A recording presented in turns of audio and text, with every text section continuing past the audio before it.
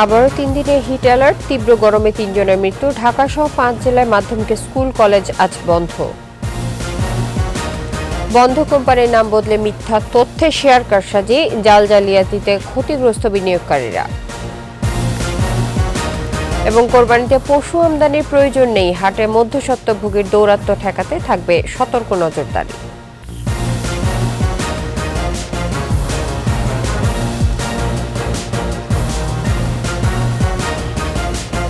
শুনছিলেন first security ইসলামী bank PLC সংবাদ শিরোনাম। আমন্ত্রণ রাতের 21 সংবাদে, আপনাদের সঙ্গে থাকছে ইসরাত জাহান। দর্শক, 21 টেলিভিশনের সংবাদ একই সাথে সরাসরি দেখতে পাবেন আমাদের ফেসবুক পেজ www.facebook.com/2124 অনলাইনে। টানা চতুর্থবারের মতো আরও 3 দিনের হিট অ্যালার্ট দিয়েছে আবহাওয়া অফিস। অতি তীব্র তাপপ্রবাহের কবলে থাকা ঢাকা, চুয়াডাঙ্গা, যশোর, রাজশাহী ও খুলনা জেলার সব মাধ্যমিক স্কুল, কলেজ, মাদ্রাসা ও কারিগরি শিক্ষা প্রতিষ্ঠান আজ বন্ধ ঘোষণা করা হয়েছে। তবে প্রাথমিক বিদ্যালয়ে পাঠদান চলবে। দিনের সর্বোচ্চ তাপমাত্রা যশোরে 42.2 ডিগ্রি সেলসিয়াস। ঢাকা, রাজশাহী, খুলনা বিভাগে বৃষ্টির সম্ভাবনা না থাকলেও সিলেট এবং চট্টগ্রামে বৃষ্টির পূর্বাভাস দিয়েছে আবহাওয়া অফিস। মানিক শিকদারের রিপোর্ট। ৭৬ বছরের মধ্যে দীর্ঘ সময় ধরে দেশজুড়ে অব্যাহত আছে তাপপ্রবাহ।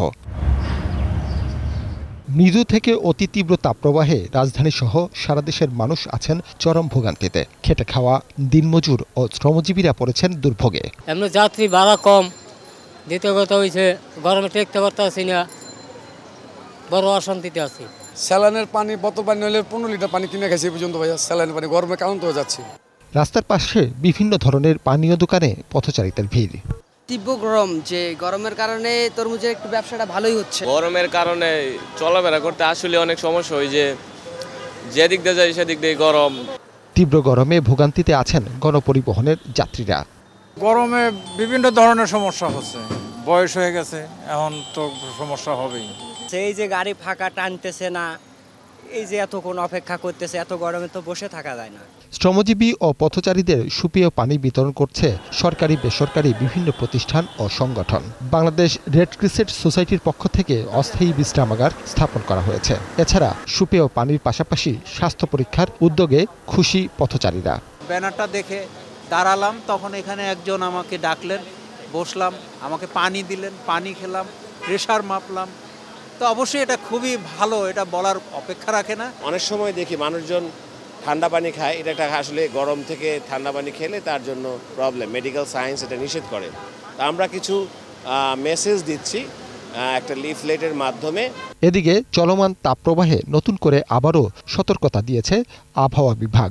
জানিয়েছে দেশের উত্তর পশ্চিমাঞ্চলে তাপপ্রবাহ অব্যাহত থাকবে। যশোর এবং রাজশাহী জেলার উপর দিয়ে অতি তীব্র তাপপ্রবাহ বয়ে চলেছে। আর এছাড়া খুলনা বিভাগ সহ টাঙ্গাইল, ফরিদপুর, গোপালগঞ্জ, পাবনা এবং সিরাজগঞ্জ জেলাসমূহের উপর দিয়ে তীব্র তাপপ্রবাহ বয়ে চলেছে। আমরা তাপপ্রবাহের একটা সতর্কবার্তা ইস্যু করেছি। এদিকে সিলেট ও চট্টগ্রামে কিছু কিছু এলাকায় বজ্রসহ শিলাবৃষ্টির পূর্বাভাস দিয়েছে আবহাওয়া অফিস। সিলেট বিভাগ সহ চট্টগ্রাম, বরিশাল বিভাগ সহ দেশের ঢাকা বিভাগেরও বেশ কিছু এলাকায় বৃষ্টিপাত বিস্তার লাভ করতে পারে। মানিক শিকদার, 21 টেলিভিশন, ঢাকা। খরতাপে পুড়ছে সারা দেশ। স্মরণকালের ভয়াবহ তাপদাহে অতিষ্ঠ জনজীবন। অসুস্থ হয়ে পড়ছেন অনেকেই। গরমজনিত রোগে হাসপাতালগুলোতে চাপ বেড়েই চলেছে। হিট স্ট্রোকে পাবনার রাধানগর, চট্টগ্রাম ও নরসিংদীতে মারা গেছেন 3 জন। অন্যদিকে এক পশলা বৃষ্টিতে স্বস্তি এসেছে মৌলভীবাজারে। প্রতিনিধিদের তথ্য ও ছবিতে বিস্তারিত মাসুম আলিসার প্রতিবেদনে। সূর্যের প্রখর তাপে থমকে আছে জীবনযাত্রা। তাপপ্রবাহে ঘরেও শান্তিতে নেই মানুষ। তবুও প্রয়োজন ছাড়া বাইরে যাচ্ছেন না কেউ। অস্বস্তিকর গরমে ব্যাহত যশোরের স্বাভাবিক জনজীবন। প্রখর তাপদাহে মারা যাচ্ছে ব্রয়লার মুরগি। দুশ্চিন্তায় খামারিরা। রোববার দেশের সর্বোচ্চ তাপমাত্রা 42.2 ডিগ্রি সেলসিয়াস রেকর্ড করা হয়েছে যশোরে। গরমে রিক্সা মিক্সা চালাতে পারতেছি না, গ্যামে যাচ্ছি আমরা। আমাদের মুরগি মরে যাচ্ছে, গরমে পানি মেরে আনতে পারতেছি না মুরগি। আমরা অনেক ক্ষতি হয়ে যাচ্ছে। অন্যান্য জেলার তুলনায় চুয়াডাঙ্গায় তাপমাত্রা একটু বেশি। অতি তীব্র তাপপ্রবাহের মধ্যে শিক্ষা প্রতিষ্ঠান খুলে দেয় বিপাকে শিক্ষার্থীরা। আমাদের স্কুল সকাল 6টা বা 7টায় শুরু হলে আমাদের জন্য ভালো। আমাদের কষ্ট হলেও সামনে পরীক্ষা না আসতে। পাবনা জেলার ওপর দিয়ে বইছে অতি তীব্র তাপপ্রবাহ। রাধানগর এলাকায় হিটস্ট্রোকে একজনের মৃত্যু হয়েছে। চট্টগ্রামের কালুরঘাট ফেরিতে হিটস্ট্রোকে মোশতাক আহমেদ নামে এক মাদ্রাসার শিক্ষকের মৃত্যু হয়েছে। সকালে নগরীর চাঁদগাঁও মোহরা এলাকার বাসা থেকে কর্মস্থলে যেতে হেঁটে ফেরিতে ওঠেন। এরপর হঠাৎ ফেরিতেই ঢলে পড়েন। পরে চট্টগ্রাম মেডিকেল কলেজ হাসপাতালে নিয়ে গেলে কর্তব্যরত চিকিৎসকরা তাকে মৃত ঘোষণা করেন। নরসিংদীতে হিটস্ট্রোকে আক্রান্ত হয়ে সুলতান উদ্দিন নামে এক বীর মুক্তিযোদ্ধার মৃত্যু হয়েছে। পেশায় তিনি একজন আইনজীবীর সহকারী ছিলেন। স্বজনরা জানান, দুপুরে পেশাগত দায়িত্ব পালনের সময় নরসিংদী আদালত প্রাঙ্গণে হঠাৎ অসুস্থ হয়ে পড়েন। পরে নরসিংদী জেলা হাসপাতালে নিয়ে যাওয়ার সময় পথেই তার মৃত্যু হয়। গরমে বিরূপ প্রভাব পড়েছে কিশোরগঞ্জের পোল্ট্রি খামারেও। তাপদাহে মারা যাচ্ছে খামারের মুরগি, কমছে ডিমের উৎপাদন। ক্ষতির আশঙ্কায় দিশেহারা খামারিরা। মুরগি ঠিক রাখা যাইতেছে না, প্রতিদিন প্রোডাকশন কমতেছে, স্টুক করে মুরগি মারা যাইতেছে গরমের জন্য, এবং ডিমের প্রোডাকশন প্রতিদিনই কমতেছে। এদিকে বৃষ্টির জন্য রোববারও নওগাঁর নওজোয়ান ঈদগাহ মাঠ, চুয়াডাঙ্গার দামুরহুদা, ঠাকুরগাঁও সরকারি বালক উচ্চ বিদ্যালয় সহ বিভিন্ন স্থানে ইস্তিসকার নামাজ পড়েছেন মুসল্লিরা। এদিকে 5 মিনিটের এক পশলা বৃষ্টি স্বস্তি ও প্রশান্তিতে ভিজিয়েছে মৌলভীবাজারবাসীকে। মাসুম আলিসা, 21 টেলিভিশন। পুঁজিবাজারের তালিকাভুক্ত বন্ধ কোম্পানি নিয়ন্ত্রণে রেখে বানোয়াট ও মিথ্যা তথ্য দিয়ে শেয়ার কারসাজি করেছেন হাসিব হাসান। বিভিন্ন প্রতিষ্ঠানে বিও হিসাব খুলে লোকসানি কোম্পানির শেয়ারের দাম 1000% বাড়িয়ে এই অপকর্ম করেছেন তিনি। ইমাম বাটন থেকে হামি ইন্ডাস্ট্রিজ হওয়া কোম্পানির উপর অনুসন্ধানে এমন তথ্যই পেয়েছে 21 টেলিভিশন। জালিয়াতি ধরা পড়ছে ডিএসির পরিদর্শনেও। চট্টগ্রাম থেকে ইফরাজ নূরের ক্যামেরায় ও বরগুনা প্রতিনিধি জয়দেব রায়ের সহায়তায় আরও জানাচ্ছেন মেহেদি হাসান। ঋণ খেলাপির একাধিক মামলার আসামি ইমাম গ্রুপের মালিকরা দেশ ছাড়লে বন্ধ হয়ে যায় 1996 সালে তালিকাভুক্ত কোম্পানি ইমাম বাটন ইন্ডাস্ট্রিজ। টানা 4 বছর বন্ধ থাকার পর পর্ষদে আসে পরিবর্তন। 2023 সালের 5 ফেব্রুয়ারি অধ্যাপক মোহাম্মদ সগির হোসেন খন্দকারকে চেয়ারম্যান করে কোম্পানির পর্ষদ পুনর্গঠন করা হয়। ব্যবস্থাপনা পরিচালক হিসেবে নিয়োগ পান এএসএম হাসিব হাসান। এরপর একের পর এক মূল্য সংবেদনশীল তথ্য দিতে থাকে কোম্পানিটি। 40 টাকার শেয়ার 220 টাকায় উঠে যায়। অর্থবছরের শুরুতে কৃষিখাতে বিনিয়োগের মাধ্যমে উৎপাদনে ফেরার ঘোষণা দেয়া হয়। হাসিবের ছেলে হামির নামে নামকরণ করা হয় কোম্পানির। ইমাম বাটন থেকে হয়ে যায় হামি ইন্ডাস্ট্রিজ পিএলসি। বরগুনার আমতলীতে 1 কোটি টাকা বিনিয়োগে মাছের খামার করার ঘোষণা দেওয়ার 2 মাসের মধ্যে লাভজনক হয়ে ওঠে লোকসানি প্রতিষ্ঠানটি। 2 দফায় মোট 2% ইন্ট্রিম লভ্যাংশ দেয় হামি ইন্ডাস্ট্রিজ। তথ্যের সত্যতা যাচাইয়ে আমতলী যায় 21 টেলিভিশনের প্রতিনিধি দল। তারা স্থানীয়দের সাথে কথা বলে বিপুল পরিমাণে মাছের উৎপাদন ও মুনাফার কোনো সত্যতা পাননি। ও ঘের দিয়ে কোটি কোটি টাকা ব্যবসা করা সম্ভব না। আমাদের গ্রাম্য মানুষের ধারণা মোটামুটি যে কিছু মনে হয় বিক্রি করছে। শাহিনেগো ঘেরটা তো একটু গভীর কম, ওটা গভীর করলে মাছ চাষ করতে খুব ভালো হইতো। মুনাফার সত্যতা নিশ্চিত করতে পারেনি কোম্পানির প্রজেক্ট ম্যানেজার ওহিদুজ্জামান শাহিনও। লাভ হয় কিরকম? শুরু না প্রথম, এটা আসলে ওরকম তো ব্যাপকভাবে এরকম করতে হচ্ছে না, কিছু বুঝছে না, সবে মতো এটা সুন্দর করে যা হয়েছে। প্রত্যন্ত এলাকায় কোটি টাকা বিনিয়োগে মাছের খামার করার কোনো তথ্য নেই উপজেলা মৎস্য কর্মকর্তার কাছেও। যে কোনো কাজের ক্ষেত্রে সাধারণত মৎস্য অফিসের একটি প্রত্যয়নপত্র লাগে, যে আসলে সেই প্রজেক্টটার আয়তন কত, সেখানে কী ধরনের মাছ চাষ করা হচ্ছে এবং সেই আয় ব্যয় কত। তো এই ধরনের যদি কোনো মৎস্য অফিস থেকে কোনো প্রত্যয়ন ছাড়া তারা যদি অন্য কোনো জায়গায় কার্যক্রম করে থাকে, তাহলে যাদের সাথে সে কার্যক্রম করবে এটা তাদের জন্য একটা মেসেজ যে অবশ্যই কাগজপত্র ঠিকমতো দেখে তারা তাদের সঙ্গে ব্যবসা বাণিজ্য করবে। আমতলীর খামার পরিদর্শন করেছে ডিএসির পরিদর্শন দলও।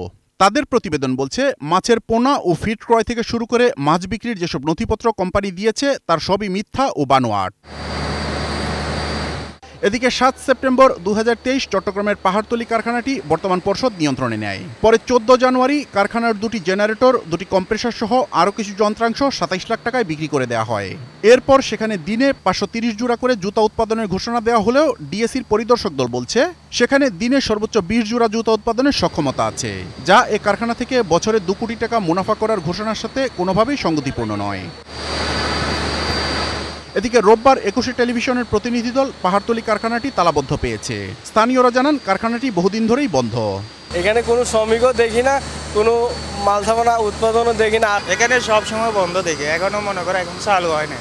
জানা যায় আগেই উইংসফিন ও এনএলআই সহ কয়েকটি ব্রোকারেজ হাউসে নামে বেনামে বিপুল পরিমাণে শেয়ার কিনে মজুত করেন হাসিব হাসান। মুনাফা ঘোষণার পর শেয়ারের দাম বৃদ্ধি পেলে কিছু শেয়ার বিক্রি করে মুনাফাও তুলে নিয়েছেন তিনি। সাধারণ বিনিয়োগকারীদের সাথে এভাবে প্রতারণার বিষয়ে জানতে চাইলে ক্যামেরায় কোনো কথা বলতে রাজি হননি হাসিব হাসান। আমি একটু বিজি ভাই, আমি আসলে সাক্ষাৎকার দিতে মানে দেওয়ার মতো সিচুয়েশনে নাই। সম্প্রতি 5 কোটি 38 লক্ষ টাকা বিনিয়োগ দেখিয়ে বিএসইসিতে 10 টাকা অভিহিত মূল্যের 50 লাখ নতুন শেয়ার ইস্যুর আবেদন করেছেন হাসিব হাসান। এ শেয়ারের বর্তমান বাজার মূল্য 80 কোটি টাকারও বেশি। এভাবে জুয়ারি চক্র বিনিয়োগকারীদের পকেট খালি করছে বলে মত বাজার বিশ্লেষকদের। শেয়ার মানি ডিপোজিট নামে একটা স্কিম চালু হয়েছে, যেটা কোম্পানি নিজস্ব বোর্ড মিটিং ইজিএমে তারা অ্যাপ্রুভ করে, ইজিএমে অ্যাপ্রুভ করে নেয়। এটা গুটি কয়েক ডিরেক্টর মিলে ডিসিশনটা নেয়, কিন্তু এটা সাধারণত আমরা যেটা দেখি এটা সাধারণ বিনিয়োগকারীর সাথে এক ধরনের প্রতারণা। কেন প্রতারণা? কারণ সাধারণ বিনিয়োগকারীও তো আপনার এটার স্টেক হোল্ডার।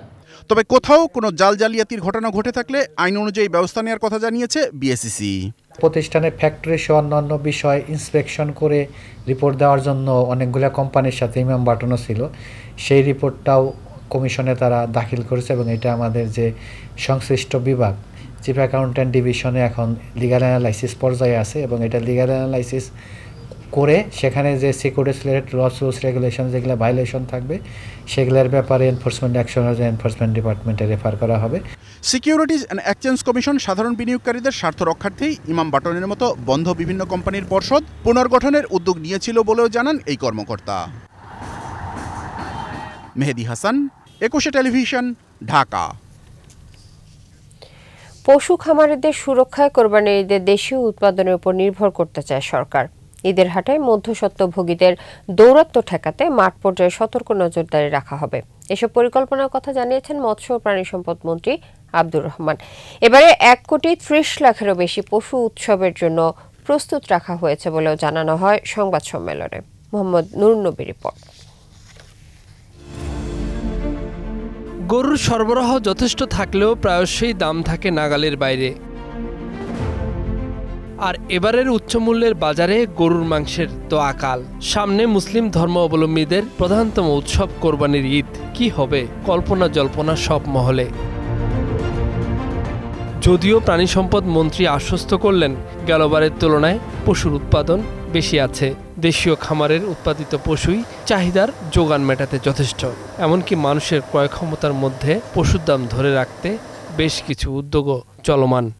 এই বাজারটি যাতে স্থিতিশীল থাকে এবং এই বাজারটিকে আমাদের একটা ক্রয় ক্ষমতার মধ্যে মানুষ কিনতে পারে, আমাদের দেশীয় উৎপাদিত যেই গবাদি পশু খামারি ভাইরা করেন, আমাদের মন্ত্রণালয়ের উদ্যোগও হয়, কোনো অপ্রতুলতা নাই। মন্ত্রী এটাও জানালেন পশুর আমদানির প্রয়োজনই হবে না, সীমান্তের নজরদারি থাকবে যাতে চোরাচালান না হয়। হাটে পশু তুলতে আর পথের সব রকমের চাঁদাবাজি ঠেকাতেও থাকবে সজাগ দৃষ্টি। আমদানি করবার তো নীতিগত সিদ্ধান্ত আমাদের একেবারেই নাই এবং এই পথে পথে ঘাটে ঘাটে চাঁদাবাজি এবং মধ্যস্বত্ব ভোগীদের দৌরাত্ম্য যাতে নিয়ন্ত্রণে রাখতে পারি সে ব্যাপারে আমরা আন্তঃমন্ত্রণালয় বৈঠকে ঠিক করব। সুবিধা না নিতে পারে সেজন্য জনগণকে সতর্ক থাকারও আহ্বান জানানো হয় সংবাদ সম্মেলনে, যাতে কোনোভাবে কোনো ভিন্ন পথে বা কোনো অবৈধ পথে এই গবাদি পশু ঢুকতে না পারে। মোহাম্মদ নুরুন নবী, 21 টেলিভিশন, ঢাকা। নিচ্ছি সংবাদ বিরতি। যখন ফিরছি তখন অন্যান্য খবরের সঙ্গে আরও থাকবে। কোন চাপে নির্বাচনে এসেছে জাতীয় পার্টি পরিষ্কার করতে হবে বললেন ওবায়দুল কাদের।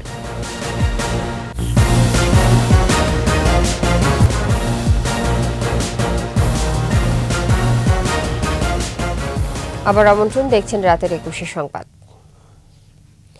জাতীয় পার্টি কোন চাপে নির্বাচনে অংশ নিয়েছে তা দলটিকে পরিষ্কার করতে হবে বলে মন্তব্য করেছেন আওয়ামী লীগ সাধারণ সম্পাদক ওবায়দুল কাদের। বাংলাদেশ নিয়ে পাকিস্তানি প্রধানমন্ত্রীর বক্তব্যে বিএনপির লজ্জা পাওয়া উচিত বলেও মনে করেন ওবায়দুল কাদের। আকবর হোসেন সুমনের রিপোর্ট। জাতির পিতা বঙ্গবন্ধু শেখ মুজিবুর রহমানের দ্বিতীয় পুত্র শহীদ লেফটেন্যান্ট শেখ জামালের ৭১তম জন্মদিনে বনানী কবরস্থানে শ্রদ্ধা নিবেদন করে আওয়ামী লীগ। এতে সাধারণ সম্পাদক ওবায়দুল কাদেরের নেতৃত্বে কেন্দ্রীয় নেতারাও অংশ নেন।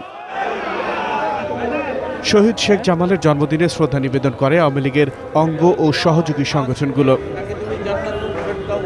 পরে সাংবাদিকদের সঙ্গে বাংলাদেশ নিয়ে পাকিস্তানের মন্তব্য প্রসঙ্গে বিএনপিকে কড়া জবাব দেন আওয়ামী লীগ সাধারণ সম্পাদক। পাকিস্তানের সঙ্গে তো প্রীতি তাদের, বন্ধুত্ব তাদের, সেই পাকিস্তানও আজ বাংলাদেশের উন্নয়ন দেখতে পায়, একসময় বোঝা পারত, এখন লজ্জিত হচ্ছে পাকিস্তানের প্রধানমন্ত্রী।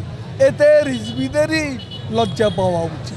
দ্বাদশ জাতীয় সংসদ নির্বাচন নিয়ে বিদেশি শক্তির কোনো প্রভাব ছিল না বলে মন্তব্য করেন তিনি। ফ্রি অ্যান্ড ফেয়ার ইলেকশন হয়েছে, এখানে কোনো বিদেশি শক্তির চাপ ছিল, আমরা কোনো চাপ অনুভব করিনি। তিনি কোন কারণে কার চাপে ইলেকশনে এসেছেন সেটা তাকেই পরিষ্কার করে বলতে। জিয়া মোশতাকের হাত ধরেই দেশে হত্যা, কু ও ষড়যন্ত্র রাজনীতি শুরু বলে অভিযোগ করেন আওয়ামী লীগ সাধারণ সম্পাদক। বাংলাদেশে হত্যা, কু। আকবর হোসেন সুমন, 21 টেলিভিশন, ঢাকা। উপজেলা পরিষদ নির্বাচন অবাধ ও সুষ্ঠু করার লক্ষ্যে প্রয়োজনীয় সব ধরনের পদক্ষেপ নেবে কমিশন। সকালে নির্বাচন সামনে রেখে গাইবান্ধায় প্রার্থীদের সঙ্গে মতবিনিময় করেন কমিশনার রাশেদা সুলতানা। এ সময় প্রার্থীদের নির্বাচনী বিধিমালা মেনে চলার পাশাপাশি ভোট কেন্দ্রে ভোটারদের স্বতঃস্ফূর্ত উপস্থিতি নিশ্চিত করারও আহ্বান জানান কমিশনার। এদিকে নির্বাচন কমিশনার মোহাম্মদ আলমগীর বলেছেন, আগের নির্বাচনগুলো থেকেও আইন শৃঙ্খলা রক্ষার বিষয়ে উপজেলা নির্বাচনে কঠোর থাকবে কমিশন। বিকেলে গোপালগঞ্জ জেলা প্রশাসকের কার্যালয়ে উপজেলা নির্বাচন নিয়ে মতবিনিময় সভায় যোগ দেন ইসি আলমগীর। শান্তি শৃঙ্খলা এবং সুষ্ঠুপূর্ণ নির্বাচনের জন্য যা যা প্রয়োজন, যতখানি কঠোর হওয়া প্রয়োজন সেটুকু হতে হবে, এর চেয়ে কম করা যাবে না। আর যদি আমরা কেউ কম করি তাদেরকেও ছাড়া হবে না। ভোটের কাজের সাথে জড়িত আছেন যারা, তাদের তো নিয়মের মধ্যে চলতে হবে, আইনের মধ্যেই চলতে হবে, প্রত্যেককেই চলতে হবে। এই আইনি ব্যত্যয়টা আমরা কোনোভাবে কারো কাছ থেকে আমরা কাম্য না, আমরা এটা প্রশ্রয় দেবো না, আমরা এটা মেনেও নেব না, সে যেই হোক না কেন। আর এর সাথে শেষ করছি রাতের 21 সংবাদ। তবে যাবার আগে ফার্স্ট সিকিউরিটি ইসলামী ব্যাংক পিএলসি সংবাদ শিরোনামগুলো আরও একবার। আবারও 3 দিনের হিট অ্যালার্ট, তীব্র গরমে 3 জনের মৃত্যু। ঢাকা সহ 5 জেলায় মাধ্যমিক স্কুল কলেজ আজ বন্ধ। বন্ধ কোম্পানির নাম বদলে মিথ্যা তথ্যে শেয়ার কারসাজি, জাল জালিয়াতিতে ক্ষতিগ্রস্ত বিনিয়োগকারীরা। এবং কোরবানিতে পশু আমদানির প্রয়োজন নেই, হাটে মধ্যস্বত্বভোগীর দৌরাত্ম্য ঠেকাতে থাকবে সতর্ক নজরদারি।